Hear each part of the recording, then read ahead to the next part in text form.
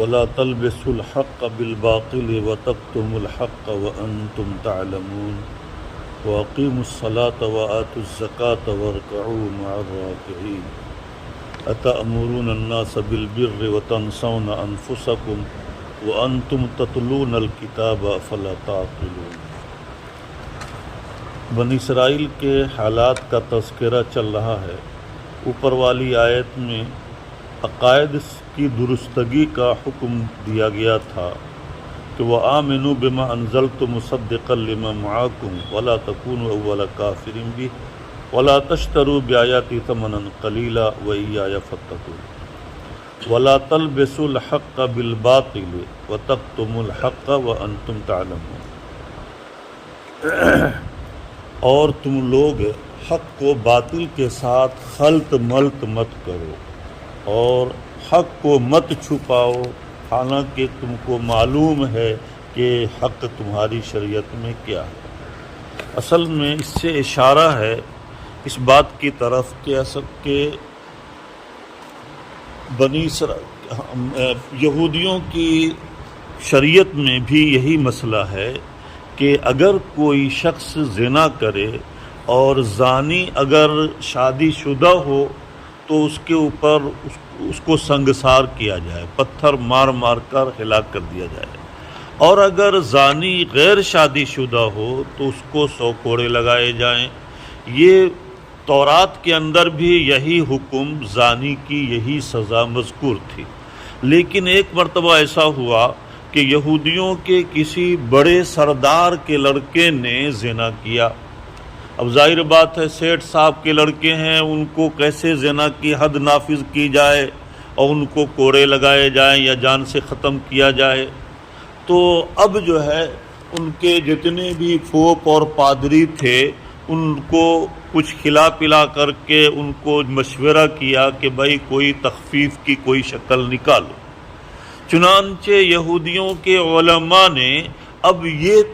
طے کیا کہ آج سے زنا کی سزا پتھر مار کر ہلاک کرنا یا 100 کوڑے لگانا نہیں رہے گا، بلکہ اس کی سزا یہ ہوگی کہ جو بھی زنا کرے اس کے چہرے پر سیاہی مل کر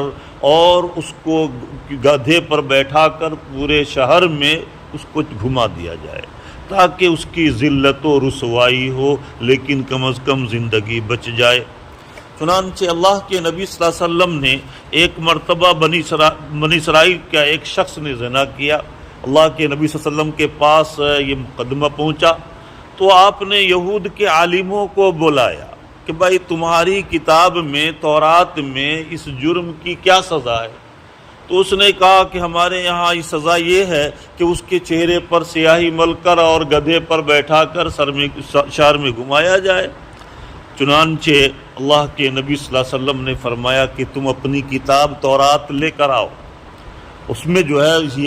یہ سزا نہیں ہے۔ کہا نہیں، اس میں بھی یہی سزا ہے، اس کے علاوہ کوئی دوسری سزا ہے ہی نہیں۔ چنانچہ وہ یہود کا فرمایا آپ نے کہ لے کر آؤ تم تورات جب لے کر آئے تو یہود نے چال بازی، یہود کے عالم نے یہ کیا کہ جہاں پر آیت رجم تھی وہاں پر ہاتھ رکھ دیا اور کہا کہ دیکھیے ہماری کتاب میں کہیں پر رجم کی سزا زانی کے لیے ہے ہی نہیں۔ اللہ کے نبی نے فرمایا کہ ہاتھ اٹھاؤ، جب ہاتھ اٹھایا تو وہاں پر زانی کے لیے رجم کی سزا موجود تھی۔ تو بہرحال فرمانے ولا تلبسوا الحق، اسی کی طرف اشارہ ہے کہ ولا تلبسوا الحق بالباطل، تم حق کو باطل کے ساتھ خلط ملط مت کرو اور حق کو چھپاتے ہو، وانتم تعلمون، حالانکہ تم کو معلوم ہے کہ بھئی یہ شریعت کا حکم نہیں ہے، اور اس کے باوجود تم حق کے شرع کو، شریعت کے حکم کو چھپا کر اور غلط جو ہے چیزوں کو ظاہر کرتے ہو۔ یہ تو عقائد سے متعلق تھا، واقیموا الصلاۃ وآتوا الزکاۃ۔ اب یہاں دو آیت میں عقائد اعمال سے متعلق حکم دیا جا رہا ہے کہ نماز کا اہتمام کرو، وآتوا الزکاۃ، اور زکوٰۃ دو۔ دیکھیے قرآن میں جہاں کہیں بھی نماز کا حکم دیا گیا ہے اس کے لیے اقامت کا لفظ آیا ہے، ایک دو جگہ پر اس کے علاوہ ہے، لیکن یہ کہ اکثر جگہوں پر نماز کے لیے اقامت کا لفظ آیا ہے، اقامت صلاۃ، اور اقامت کہتے ہیں کہ بھائی مضبوط پیلر کے اوپر بنیاد کو کھڑا کرنا. جس کی بنیاد مضبوط ہو، پیلر مضبوط ہو تو یہ عمارت بھی مضبوط ہوگی. اور اگر جو ہے پیلر مضبوط نہیں، کمزور ہو، تو ایسی صورت میں پوری عمارت کس وقت گر جائے کچھ کہا نہیں جا سکتا. تو گویا کہ اقامت کے لفظ سے اس بات کی طرف اشارہ ہے کہ نماز جو کہ اس دین کے تمام ارکان میں سب سے اہم ترین رکن اور اہم ترین جو ہے واقع فرض ہے، اس کو تمام آداب کی رعایت کرتے ہوئے ادا کرو. اس کے اندر تمام آداب اور مستحبات کی رعایت کرتے ہوئے فرائض اور واجبات کا اہتمام کرتے ہوئے ادا کیا جائے، اس کی طرف اشارہ ہے. اور نماز اس وجہ سے کہ تمام آداب کی رعایت کرتے ہوئے اگر ادا کی جائے نماز، تو نماز کا خاصہ یہ ہے کہ انسان کو ہر طرح کے گناہوں سے اور معصیت سے انسان کو نماز روک دیتی ہے. ان الصلاۃ تنہی عن الفحشاء والمنکر. اگر نماز ہم کو برائی سے اور بے حیائی کے کاموں سے نہیں روک رہی ہے، اس کا مطلب یہ ہے کہ ہماری نماز میں کچھ نہ کچھ کمی اور کوتاہی ہے. لہذا نماز کی اصلاح اور اس کی درستگی کی ضرورت ہے. چنانچہ حضرت شیخ الاسلام مولانا حسین احمد صاحب مدنی نوّر اللہ مرقدہ نے ایک واقعہ بیان فرمایا کہ ایک نماز برائی سے انسان کو روک دیتی ہے. یہ جو ہے اس کا نماز کا یہ خاصہ ہے. یہ جو ہے اس پر ایک واقعہ بیان فرمایا کہ ایک شخص حضرت عمر فاروق رضی اللہ تعالیٰ عنہ کے زمانہ میں ایک شخص کی نگاہ کسی اپنے پڑوس کی کسی عورت کے اوپر پڑ گئی، اس کے حسن و جمال پر، اور اس کا وہ دیوانہ بن گیا، عاشق ہو گیا، حالانکہ وہ عورت شادی شدہ تھی. چنانچہ روزانہ اس کی گلیوں کا چکر لگانے لگا. اس عورت کو اس کی اطلاع، اور اس نے اس عورت کو خبر بھی بھیجایا کہ میں تمہارے بغیر نہیں رہ سکتا. چنانچہ وہ عورت بھی بڑی نیک اور متقیہ تھی. اس نے اپنے شوہر کو پوری صورتحال بیان کیا. شوہر بھی اس کا سمجھدار تھا، اور واقع جو اس نے جو ہے وہ جذبات سے مغلوب ہو کر آپے سے باہر نہیں ہوا. اس نے حکمت عملی سے کام لیا. چنانچہ اس کے شوہر نے حضرت عمر فاروق رضی اللہ تعالیٰ عنہ سے مشورہ کیا کہ بھائی اس طرح سے میری بیوی کے اوپر فلاں شخص یہ عاشق ہو گیا ہے، اور اس طرح سے اس نے پیغام بھیجا ہے. حضرت عمر فاروق رضی اللہ تعالیٰ عنہ نے فرمایا کہ تم اپنی بیوی کو یہ کہہ دو کہ اس کے پاس پیغام بھیج دے کہ تم 40 دن تک حضرت عمر فاروق رضی اللہ تعالیٰ عنہ کے پیچھے تکبیر اولیٰ کے اہتمام کے ساتھ نماز پڑھو، اور ایک دن بھی بیچ میں تکبیر اولیٰ چھوٹنی نہیں چاہیے. اور جب 40 دن پورا ہو جائے تو پھر تم جو بھی کہو گے تمہارے ہر حکم کی تعمیل کے لیے ہم تیار ہیں. چنانچہ وہ شخص بھی بہت سوچا کہ چلو یہ بہت سستا سودا ہے، اس میں کچھ بھی اپنی طرف سے جو ہے اپنا کچھ پیسہ خرچ نہیں کرنا پڑ رہا ہے. 40 دن تک مسلسل پابندی سے 5 نماز اہتمام سے ادا کرنا اس نے شروع کیا. کچھ دن تک تو گلی کا چکر لگاتا رہا، لیکن کچھ عرصے کے بعد پھر جو ہے یعنی ابھی 20 دن بھی نہیں گزرے کہ بھائی اس کی گلی کی طرف جانا بھی بند کر دیا. اور جب 40 دن گزرا تو 40 دن کے بعد اب اس کی طرف نظر اٹھا کر دیکھتا بھی نہیں تھا اس گلی کی طرف. چنانچہ اس عورت نے خود جو ہے پیغام بھیجوایا کہ اب 40 دن پورے ہو گئے، تم آ جاؤ، تمہاری ہر خواہش پوری کی جائے گی. تو اب اس اللہ کے بندے نے یہ پیغام بھیجا، اس نوجوان نے پیغام بھیجا کہ اب ہمارے دل میں اپنے مولائے حقیقی کی ایسی محبت بیٹھ گئی ہے کہ اب تمہاری محبت کے لیے کوئی جگہ رہی ہی نہیں. اس وجہ سے میں دنیا کے فانی عشق کے بجائے میں حقیقی اپنے محبوب حقیقی کے عشق ہمارے دل میں بیٹھ چکا ہے، لہذا اب ہم دنیا کے فانی عشق کی طرف دھیان نہیں دے سکتے. تو اس سے ثابت کیا ہے کہ نماز اپنے آداب کے ساتھ اگر ادا کیا جائے تو نماز کا خاصہ ہی یہی ہے کہ وہ انسان کو برے کاموں سے روک دیتی ہے۔ اگر ہماری نماز ہم کو برائی سے، برے اعمال سے نہیں روکتی تو اس کا مطلب یہ ہے کہ اس کے اندر کوئی کمی ہے، کوتاہی ہے۔ وَأَقِیمُوا الصَّلَاةَ، نماز کا اہتمام کرو، وَآتُوا الزَّکَاةَ، اور زکوٰۃ بھی دیتے رہو، وَارْکَعُوا مَعَ الرَّاکِعِینَ، اور تم رکوع کرنے والوں کے ساتھ واقع جو رکوع کرو۔ اس سے مراد جو ہے وہ کہ رکوع کرنے والوں کے ساتھ رکوع کرو، اس سے مراد نماز پڑھنا ہے کہ نماز پڑھو، نماز کا اہتمام کرو۔ اب سوال یہ پیدا ہوتا ہے کہ نماز میں تو سجدہ کا بھی قیام، سجدہ بھی کیا جاتا ہے، نماز کے ارکان میں سے سجدہ بھی ہے اور قیام بھی ہے، تو وہ ان کو چھوڑ کر کے قعدہ بھی ہے، رکوع کو ہی کیوں ذکر کیا؟ رکوع کی ذکر کی کیا وجہ ہے؟ اور یہاں پر وَارْکَعُوا مَعَ الرَّاکِعِینَ کہ بھئی تم رکوع کرو، رکوع کرنے والوں کے ساتھ، یعنی جماعت کے ساتھ نماز پڑھو۔ تو اب جماعت کے ساتھ نماز، تنہا نماز پڑھنے پر وہ اجر و ثواب نہیں جو جماعت کے ساتھ پڑھنے پر ہے، اسی وجہ سے جماعت کے ساتھ نماز پڑھنے کا حکم دینے کے لیے کہا گیا کہ وَارْکَعُوا مَعَ الرَّاکِعِینَ۔ تو رکوع کے لفظ کو ہی یہاں پر بول کر کے پوری نماز مراد لی گئی، تو رکوع کا لفظ کیوں استعمال کیا گیا؟ اس کے بارے میں مفسرین نے لکھا ہے کہ اصل میں یہودیوں کی جو نماز تھی اللہ کے نبی صلی اللہ علیہ وسلم کی بعثت سے قبل، تو اس میں قیام اور سجدہ، قعدہ یہ سب تو تھا لیکن رکوع نہیں تھا۔ لیکن ہماری شریعت میں جب اللہ کے نبی صلی اللہ علیہ وسلم کی بعثت ہوئی تو اب بعثت نبوی کے بعد ہماری شریعت میں جو نماز کا طریقہ ہے اس میں رکوع بھی شامل کر دیا گیا۔ تو گویا کہ اس بات کی طرف اشارہ ہے کہ تم اللہ کے نبی صلی اللہ علیہ وسلم کے اوپر ایمان لا کر اور پھر ان کے اس امت محمدیہ کے طریقے کے مطابق تم نماز پڑھو، اور نماز جماعت کے ساتھ پڑھو۔ اس وجہ سے کہ اگر نماز تنہا پڑھ لیا جائے تو ایک نماز کا ثواب ملے گا، لیکن جماعت کے ساتھ نماز پڑھنے پر 27 گنا اجر و ثواب میں اضافہ ہو جاتا ہے۔ یہ اجر و ثواب کا مسئلہ تو دوسرے نمبر پر ہے۔ پہلے نمبر پر سوال یہ ہوتا ہے کہ جماعت کے بغیر اگر کوئی شخص بغیر عذر کے اپنے گھر میں نماز پڑھ لے تو اس کی نماز ہوگی یا نہیں؟ چنانچہ اکثر علماء کی رائے یہی ہے کہ بغیر عذر کے اگر گھر میں نماز پڑھ لے اس کی نماز ہوگی ہی نہیں، نماز ذمے سے ساقط ہی نہیں ہوگا، اس پر کوئی اجر و ثواب ہی نہیں ملے گا۔ ہاں ہو سکتا ہے کہ بھئی مواخذہ سے، قیامت کے دن کے مواخذے سے بچ جائے، لیکن ایسی نماز ہی کیا نماز جس پر کوئی ثواب نہ ملے؟ تو اس بنا پر اکثر علماء کی رائے یہ ہے کہ بلکہ بعض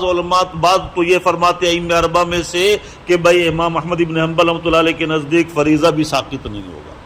علماء احناف فرماتے نہیں، فریضہ تو ساقط ہو جائے گا لیکن جو ثواب ملنا چاہیے وہ نہیں ملے گا۔ بہرحال معلوم ہوا کہ کسی نہ کسی درجے میں جماعت کے ساتھ نماز پڑھنے کا حکم یہ واجب ہے، اور بغیر عذر کے تنہا نماز پڑھنا یہ جائز نہیں۔ اسی وجہ سے کہا گیا کہ وَارْکَعُوا مَعَ الرَّاکِعِینَ کہ تم نماز پڑھنے والوں کے ساتھ، لوگوں کے ساتھ جماعت میں شریک ہو کر جماعت کے ساتھ نماز کا اہتمام کرو۔ أَتَأْمُرُونَ النَّاسَ بِالْبِرِّ وَتَنْسَوْنَ أَنفُسَكُمْ وَأَنْتُمْ تَتْلُونَ الْكِتَابَ۔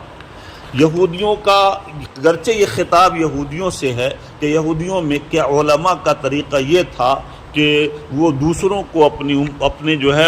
یہود کے دوسرے لوگوں کو یہ کہتے تھے کہ دیکھو اللہ کے نبی محمد صلی اللہ علیہ وسلم کے اوپر ایمان قبول کر لو، لیکن بہت سے علماء ایسے تھے یہود کے جو خود ایمان قبول نہیں کرتے تھے۔ چنانچہ اس کی طرف اشارہ ہے کہ تأمرون الناس بالبر کہ کیا تم نیکی کا دوسروں کو حکم دیتے ہو، وتنسون انفسکم اور اپنے آپ کو بھلا دیتے ہو، خود اس پر عمل نہیں کرتے۔ وانتم تتلون الکتاب، جبکہ تم خود جو ہے کتاب کو تلاوت کرتے ہو، تم قرآن پڑھتے ہو، اور قرآن کے اندر پچھلے تمہارے پچھلی شریعت اور پچھلی کتاب کا بھی تذکرہ ہے، تمہارے پچھلے نبی کا بھی تذکرہ ہے، تمہارے جو پچھلی شریعت میں جو کچھ احکام تھے ان سب کا بیان ہے، اور اس کے باوجود تم سب کو پڑھتے ہو، سمجھتے ہو، اور اس کے باوجود تم خود کو ایمان قبول نہیں کرتے، دوسروں کو ایمان کی ترغیب دیتے. گرچہ اس کے اولین مخاطب یہود کے علماء ہیں، لیکن علماء نے لکھا ہے کہ قیامت تک آنے والے تمام امت کے افراد، اس امت کے تمام افراد بھی اس کے مخاطب ہیں، اس وجہ سے کہ گویا کہ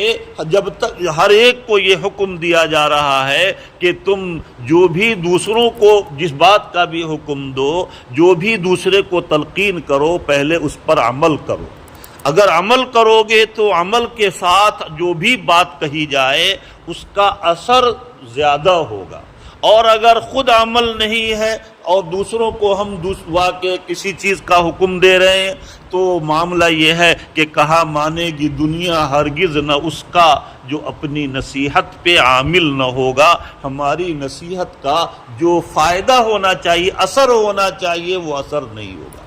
آج ہماری نصیحت جو ہے، ہم ایک دوسرے کو واض پند و نصائح کرتے ہیں لیکن اس کا اثر نہیں ہوتا. اس کی ایک بہت ساری وجوہات میں سے ایک وجہ یہ بھی ہے کہ ہمارا اس کے مطابق عمل نہیں ہے. لیکن یہ مطلب نہیں ہے کہ عمل نہ ہو تو پھر دوسروں کو بھی بتانا درست نہیں ہے. دوسروں کو تو بتانے کا اجر و ثواب ملے گا، جہاں تک ہماری بدعملی کا معاملہ ہے اس کی سزا ہم کو ملے گی. لیکن اگر خود عمل کے ساتھ کوئی بات دوسروں کو بتائی جائے تو اس کا اثر فوری طور پر ہوتا ہے اور سامنے والے کے دل پر اس کا اثر پڑتا ہے. چنانچہ ایک بات ایسی عام فہم عام باتیں ہیں، وہ اگر ایک جو ہے کوئی عام آدمی کہے تو اس کا اتنا اثر نہیں ہوتا، اور کوئی بڑے اللہ والے آ کر کے اسی بات کو سادہ لفظ میں کہہ دیں تو فوراً وہ دل پہ اتر جاتی ہے. اس کی وجہ یہ ہے کہ جتنا انسان کے اندر تقویٰ ہوگا، اللہ کی خشیت ہوگی، اتنا ہی زیادہ اللہ تعالیٰ اس کی باتوں میں اثر ڈال دیتے ہیں. تو فرمانے تو گویا کہ ہر ایک کو یہ حکم دیا جا رہا ہے کہ تم دوسروں کو نصیحت کرنے سے پہلے اس پر خود بھی عمل کرو. حضرت مولانا اشرف علی صاحب تھانوی نوّر اللہ مرقدہ کے پاس ایک صاحب اپنے ایک بچے کو لے کر آئے کہ حضرت یہ بچہ جو ہے بہت گڑ کھاتا ہے، اس کو آپ کچھ نصیحت کر دیجئے، تنبیہ کر دیجئے کہ گڑ مت کھایا کرو. چنانچہ حضرت نے فرمایا کہ تم کل اس بچے کو لے کر آنا. چنانچہ وہ چلا گیا، کل ہو کر کے پھر لے کر آیا. تو اب حضرت نے اس کو بچے کو تنبیہ کیا کہ دیکھو بیٹے، تم جو ہے گڑ مت کھایا کرو، زیادہ گڑ کھانے سے یہ نقصان ہوتا ہے، لہذا جو ہے اور اس کا یہ نقصان ہے. چند نقصان گنوایا اور اس کے بعد کہا کہ بیٹے زیادہ گڑ مت کھایا کرو. تو اس بچے کے والد نے کہا حضرت اتنی سی بات تو آپ کل بھی کہہ سکتے تھے، آپ نے جو ہے کل کچھ نہیں کہا اور پھر کہا کہ کل تم آنا، اور اس کے بعد پھر جب کل آئے تو آپ نے اتنی سی بات کہی. تو اتنی سی بات کہنے کے لیے آپ نے 24 گھنٹہ انتظار کیوں کروایا؟ تو حضرت نے فرمایا کہ اصل میں کل تک میں خود گڑ کھایا کرتا تھا، اب میں خود جب گڑ کھاتا تھا تو پھر بچے کو نصیحت کرتا تو اس کا کچھ اثر نہیں ہوتا. اس بنا پر پہلے میں نے طے کر لیا کہ اب زیادہ گڑ نہیں کھانا ہے، اس کے بعد میں نے نصیحت کیا تو اب اس کا اثر ہوگا. معلوم ہوا کہ ہم خود اگر عمل کرنے والے بن جائیں تو انشاءاللہ اس کا اثر زیادہ ہوگا. لیکن یہ مطلب ہرگز نہیں ہے کہ جن باتوں پر ہمارا عمل نہیں ہے ہم دوسروں کو بھی نہیں بتائیں، بلکہ بتانے کا اجر و ثواب تو ملے گا، لیکن اس پر عمل نہ کرنے کی وجہ سے اس میں جو اثر ہونا چاہیے اس میں کمی ہو جائے گی. افلا تعقلون، گویا کہ اس کو خطاب ہو رہا ہے کہ کیا تم کو عقل و شعور نہیں کہ تم خود جو ہے تورات میں جو مضامین پڑھے تھے وہی مضامین تم قرآن میں پڑھتے ہو، یہود کے علماء کو خطاب ہے، اور اس کے باوجود تم دوسروں کو ایمان کی ترغیب دیتے ہو نبی آخر الزماں صلی اللہ علیہ وسلم کے اوپر، اور تم خود ایمان نہیں لاتے۔ تم کو عقل و شعور نہیں، تھوڑا عقل و شعور سے کام لیا کرو۔ وَاسْتَعِینُوا بِالصَّبْرِ وَالصَّلَاةِ، اور صبر اور نماز کے ذریعے سے مدد حاصل کرتے رہو۔ انسان کو عام طور سے جو ہلاکت کے دروازے پر پہنچاتی ہے وہ دو چیزیں ہیں، ایک حب جاہ اور ایک ہے حب مال، مال کی محبت اور عہدہ اور مرتبہ اور منصب کی محبت۔ یہ چیزیں انسان کو ہلاک اور برباد کر دیتی ہیں، اور پھر جو ایسے موقع پر یہ چیزیں ایسی ہیں کہ جو انسان کو جائز اور ناجائز کی تمیز انسان میں باقی نہیں رکھتی۔ اس وجہ سے ان دونوں مہلک مرض کو ختم کرنے کے لیے گویا کہ حکم یہاں سے تدبیر بتلائی جا رہی ہے کہ اپنے دل سے، اپنے قلب سے، اپنے دل میں سے ان دونوں مہلک مرض کو کیسے ختم کیا جائے۔ فرما رہے ہیں کہ دیکھو حب مال کو جو ہے، مال کی محبت دل سے نکالنے کے لیے تم صبر کر لیا کرو کہ بھئی جو ہے تم جب جو ہے ہمیشہ اپنے سے دنیا کے سلسلے میں اپنے سے نیچے والوں کو دیکھو، اور دین کے سلسلے میں حدیث میں اس کی وضاحت تشریح آئی ہے۔ اس حدیث کا مفہوم یہ ہے کہ تم ہمیشہ دنیا کے مال و دولت کے سلسلے میں اپنے سے نیچے والوں کو دیکھو، اور دین کے سلسلے میں ہمیشہ اپنے سے اوپر والوں کو دیکھو۔ اگر دنیا کے سلسلے میں اپنے سے نیچے والوں کو دیکھو گے کہ بھائی بہت سے اللہ کے بندے ایسے ہیں جن کو ستر چھپانے کے لیے کپڑا میسر نہیں، اور باقی جو ہے پیٹ بھرنے کے لیے دو وقت ان کو سوکھی روٹی بھی میسر نہیں ہوتی ہے۔ اللہ کا شکر ہے کہ ہمارے لیے رہنے کا بھی گھر ہے، کھانے پینے کے لیے بھی جو ہے وقت پر مل جایا کرتا ہے، ستر چھپانے کے لیے کپڑا بھی دستیاب ہے، ہر طرح کی نعمتیں حاصل ہیں۔ گویا کہ ہم اس کا استحضار کر لیں اور اپنے سے نیچے والوں کو دیکھیں تو اللہ تعالیٰ صبر اور شکر کی توفیق عطا فرمائیں گے۔ اور اگر ہم نے اپنے سے نیچے والوں کو دیکھنے کے بجائے ہم نے اپنے سے اوپر والے کو دیکھا کہ ارے بھائی فلانے کے پاس تو کتنی باقی دکانیں ہیں، ہمارے پاس تو ایک دکان بھی نہیں، فلانے کے پاس تو 4 ویلر ہے، میرے پاس تو بائک بھی نہیں ہے، فلانے کے پاس تو ہیلی کاپٹر ہے، میرے پاس تو صرف کار ہے۔ اگر اس طریقے سے اپنے دنیا کے سلسلے میں اپنے سے اوپر والے کو ہم نے اگر دیکھا تو ایسی صورت میں پھر ہمیشہ پریشان حال رہیں گے۔ کبھی بھی صبر جو نعمت ہم کو حاصل ہے اس نعمت کے اوپر شکر گزاری کی توفیق نہیں ہوگی۔ اور جب اللہ تعالیٰ کا کوئی بندہ اللہ کی طرف سے عطا کی ہوئی نعمت پر شکر گزاری نہیں کرتا تو اللہ تعالیٰ اس سے نعمت چھین لیا کرتے ہیں۔ لئن شکرتم لأزیدنکم، اگر اللہ تعالیٰ نے جو مال، جو دنیا کی جو نعمتیں تم کو دی ہے، اگر تم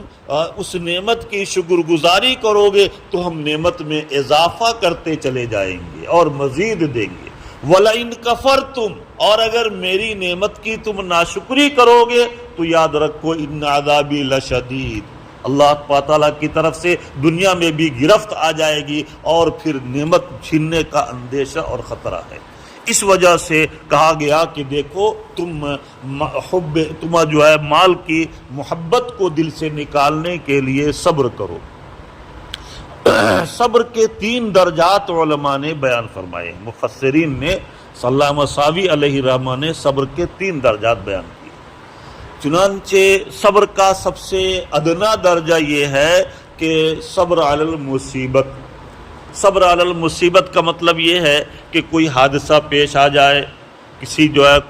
کسی رشتہ دار کا ایکسیڈنٹ ہو گیا یا انتقال ہو گیا یا اور اس طرح کا کوئی اپنے ساتھ کوئی حادثہ پیش آ گیا، تو اس حادثے پر، مصیبت پر جب کوئی بندہ صبر کرتا ہے صبر کا مطلب یہ ہے کہ اللہ کے فیصلے پر راضی رہے، اپنی زبان سے کوئی ایسا لفظ نہ نکالے کہ جس سے اللہ کی جو ہے شان میں کوئی واقعی گستاخانہ لفظ نکالنا، یا اللہ کے فیصلے پر عدم رضا کا واقعی جو ہے کوئی لفظ نہ نکالے، بلکہ یہ اپنے زبان حال سے یہ کہے کہ اللہ کی مرضی سے جو بھی ہو رہا ہے اسی میں کوئی نہ کوئی خیر اور مصلحت ہے۔ از مرضی مولا بہما اولا، کہ اللہ کی مرضی سے جو بھی ہوا ہے اسی میں کوئی نہ کوئی مصلحت مخفی تھی۔ ہم جو ہے اس کی حکمت حقیقت کو نہیں جانتے کہ بھئی کوئی ایسا اللہ ممکن ہے اللہ تعالیٰ ہمارے ساتھ ہمارے اوپر کوئی اس سے بھی بڑی مصیبت آنے والی رہی ہو، اللہ تعالیٰ نے اس چھوٹی معمولی مصیبت کے ذریعے سے ہماری بڑی مصیبت کو ٹال دیا۔ اس طریقے سے گویا کہ اپنے صبر کرے اپنے دل کو سمجھائے۔ تو جب کسی حادثے اور مصیبت پر صبر کرتا ہے بندہ تو ایسی صورت میں اللہ تعالیٰ اس کے لیے 300 درجات مرنے کے بعد اس کے بلند پر فرمانے کا ایک واقعی جو ہے فیصلہ فرما دیتے ہیں اسی وقت کہ 300 درجات اس کے جنت میں بلند کر دیے جائیں۔ اب درجہ سے کیا مراد؟ درجہ سے مراد یہ منزل، پہلی منزل دوسری منزل یہ نہیں،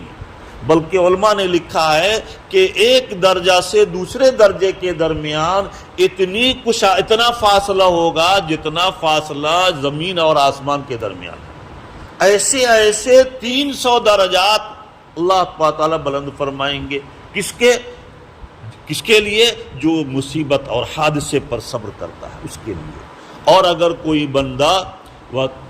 طاعت کے اوپر ہونے والی مشقت اور پریشانی پر صبر کرتا ہے، ٹھنڈی کا زمانہ ہے اور بغل میں گرمانے والی خوبصورت بیوی ہے، طبیعت نہیں چاہتی اس کو چھوڑ کر فجر کی نماز کے لیے اٹھنے کا، لیکن دل نہیں چاہتا، لیکن اللہ کا حکم ہے، اس وجہ سے اپنے اس گرم لحاف کو چھوڑ کر اور وہ جا کر کے ٹھنڈے پانی سے وضو کر کے اور مسجد میں جا کر نماز پڑھتے ہیں۔ اب یہ اللہ طاعت کے اوپر ہونے والی جو مشقت اور پریشانی ہوئی اس پر اللہ تعالیٰ اس کے بعد 600 درجات کا اللہ تعالیٰ نے بلندی کا وعدہ فرمایا ہے، 600 درجات اس کے بلند فرمائیں گے۔ اور اگر کوئی معصیت، کوئی بری عادت اور بری لت پڑ چکی ہے،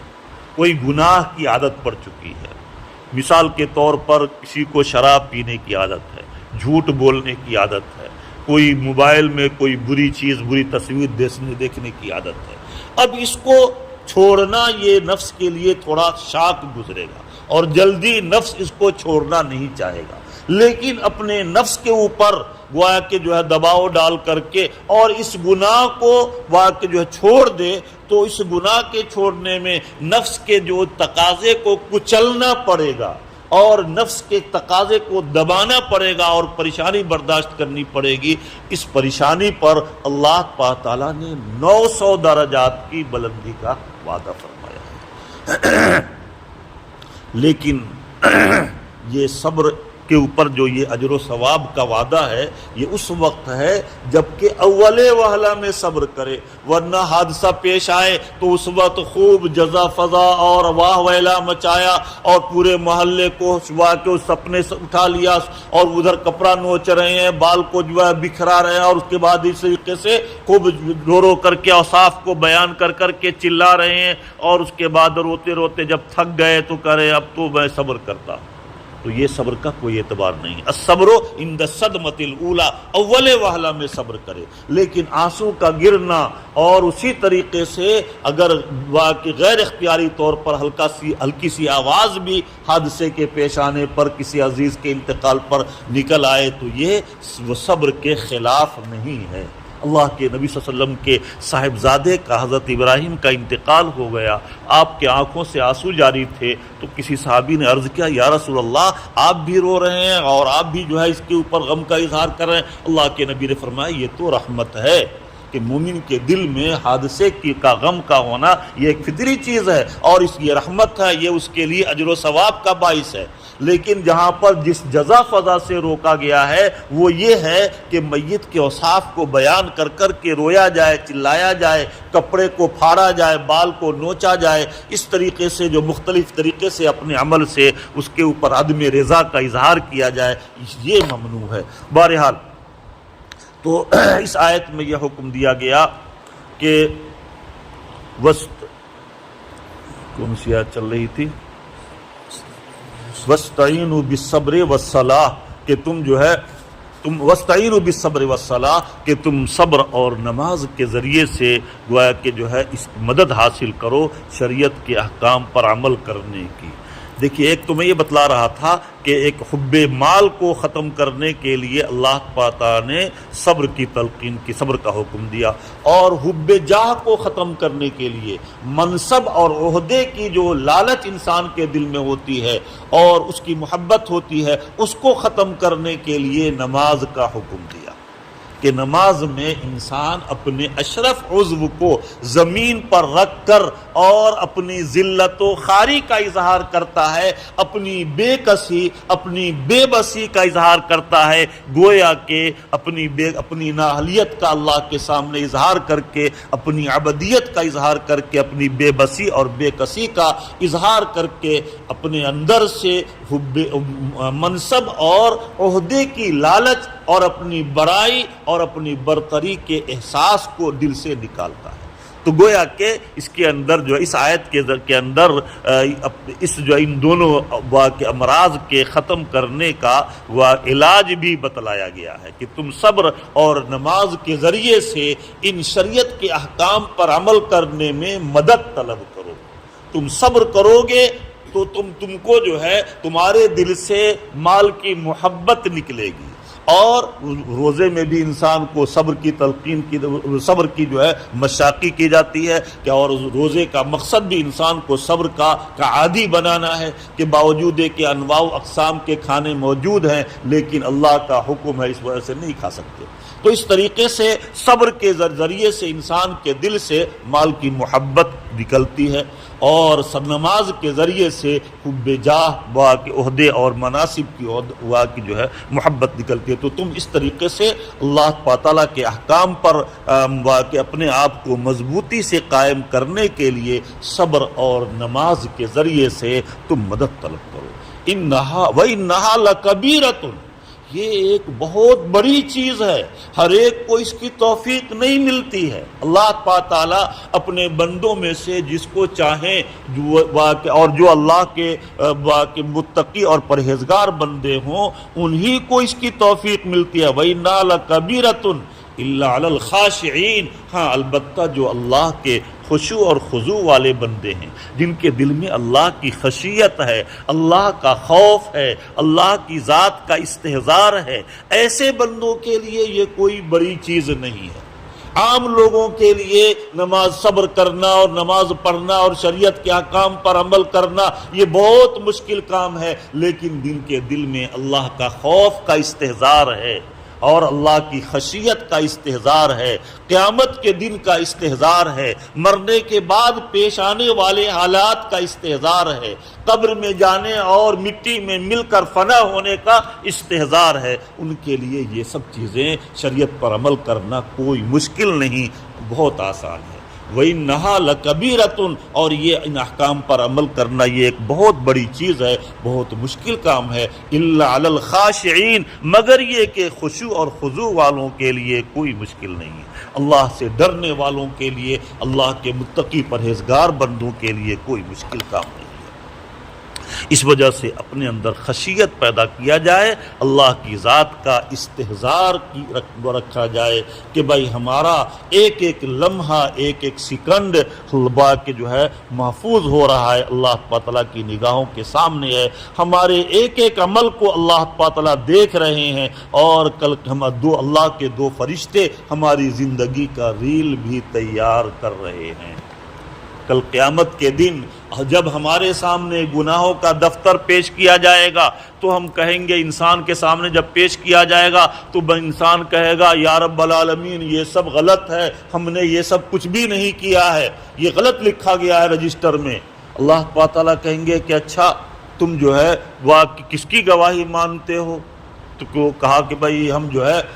ہم کسی کی گواہی نہیں مانتے، ہم تو وہی گواہی مانتے ہیں جو ہماری ذات سے۔ اللہ تعالیٰ کہیں گے ٹھیک ہے، ہم تمہارے جسم کے اعضاء کی بھی گواہی دلواتے ہیں۔ چنانچہ اللہ تعالیٰ زبان پر قوت گویائی کی جو زبان کی ختم کر کے اور جسم کے تمام اعضاء کو قوت گویائی بولنے کی قوت عطا فرمائیں گے، اور جس عضو سے جو گناہ کیا ہے اسی عضو سے گویا کہ شہادت لی جائے گی، پوچھا جائے گا۔ چنانچہ جسم کے ایک ایک اعضاء ہمارے خلاف گواہی دیں گے۔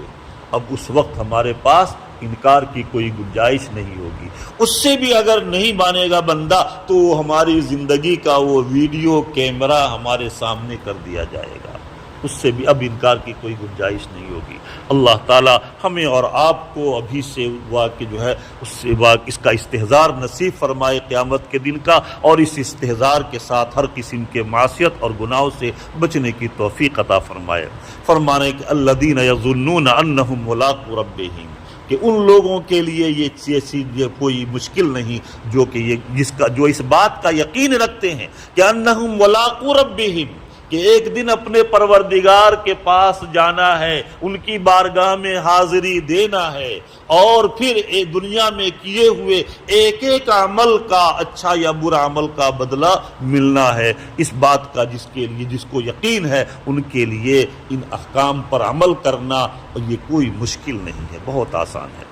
الذین یظنون انہم ملاقو ربہم، کہ جن لوگوں کو یقین ہے کہ وہ اپنے پروردگار سے ملنے والے ہیں، وَأَنَّهُمْ إِلَيْهِ رَاجِعُونَ، اور اللہ کی بارگاہ میں سب کو لوٹ کر جانا ہے، اور اپنے دنیا میں کیے ہوئے اچھے یا برے عمل کا بدلہ پانا ہے۔ جس کو اس کا یقین ہے اس کے لیے یہ احکام پر عمل کرنا، نماز پڑھنا اور اسی طریقے سے دوسرے ارکان کو ادا کرنا یہ کوئی مشکل نہیں ہے۔ اللہ تعالی ہمیں اور آپ کو بھی اس کی توفیق عطا فرمائے، اپنی رضا اور محبت نصیب فرمائے۔ دنیا کے جو چند ایام باقی ہیں اپنی اطاعت میں اور اللہ کے نبی صلی اللہ علیہ وسلم کی ایک ایک سنت کے اہتمام کے ساتھ گزارنے کی ہم سب کو توفیق عطا فرمائے۔ ماہ مبارک کی قدردانی کی بھی توفیق عطا فرمائے، آمین۔